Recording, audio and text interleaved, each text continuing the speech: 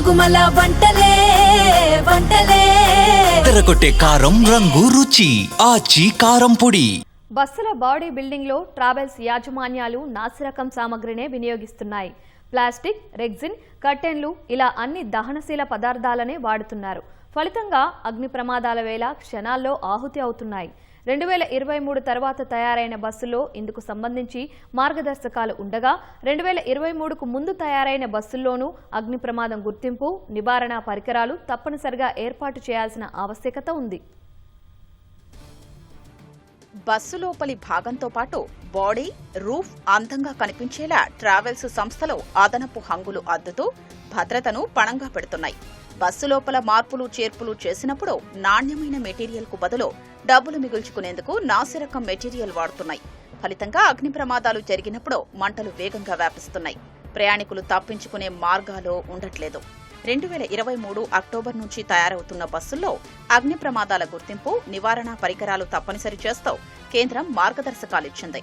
అంతకుముందున్న బస్సుల్లో ఇవి లేకపోవడంతో ప్రమాదాల వేళ ప్రయాణికుల ప్రాణాలు గాల్లో దీపాలవుతున్నాయి.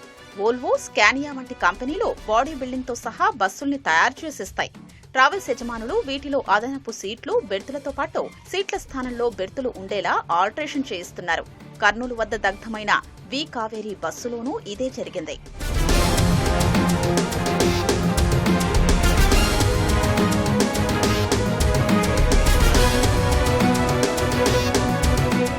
బస్సు లోపలంతా అగ్ని నిరోధక మెటీరియల్నే వినియోగించాలి. సీట్లు, బెర్తులకు వాడే కుషన్, వాటిపై రెగ్జిన్ షీట్లు అగ్ని నిరోధక పదార్థంతో తయారైనవి ఉంటాయి. ఇవి వాడితే మంటల వ్యాప్తి తక్కువగా ఉంటుంది. బాడీ, రూఫ్ తదితరాలు కనిపించకుండా ప్లాస్టిక్ ను వీలైనంత తక్కువగా వాడాలి.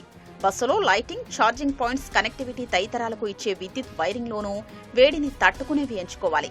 కర్టెన్లతో పాటు అదనపు హంగులకు అమర్చే మెటీరియల్ ను కూడా మంటలను నెమ్మదిగా వ్యాపింపజేసేవే వినియోగించాలి. ఏ మోడల్ బస్సులనైనా central institute of road transport, CIRT, automotive research association of India, ARAI వంటి సంస్థలు ఆమోదించిన డిజైన్లతోనే రూపొందిస్తారు. సీట్లు, బెర్తులు ఎన్నుండాలి, ప్రయాణికులు నడిచేందుకు మధ్యలో ఎంత ఖాళీ ఉండాలి, అత్యవసర ద్వారాలు ఎక్కడుండాలి, ఆపద వేళ బయటపడే మార్గాలేవి వంటి మార్గదర్శకాలు ఇందులో ఉంటాయి. అయితే ట్రావెల్స్ యజమానులు బస్సుల ఆల్టరేషన్ పేరిట వీటిని అడ్డగోలుగా మార్చేస్తున్నారు. సీట్ల స్థానంలో స్లీపర్ బెర్తులు అమరుస్తూ అదనంగా బెర్తులు పెంచుతూ డిజైన్లను మార్చేస్తున్నారు.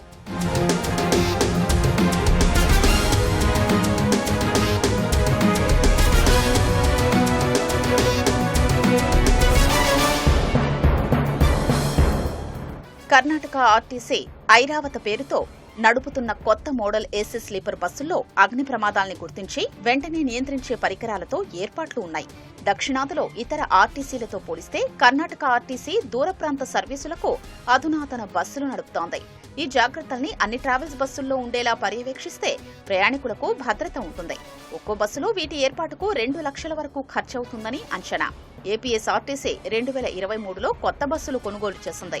అగ్ని ప్రమాద గుర్తింపు, నివారణ పరికరాలు తప్పనిసరి నిబంధన అమల్లోకొచ్చాక అవి లేకుండానే కొన్ని బస్సులకు బాడీ బిల్డింగ్ చేయించింది.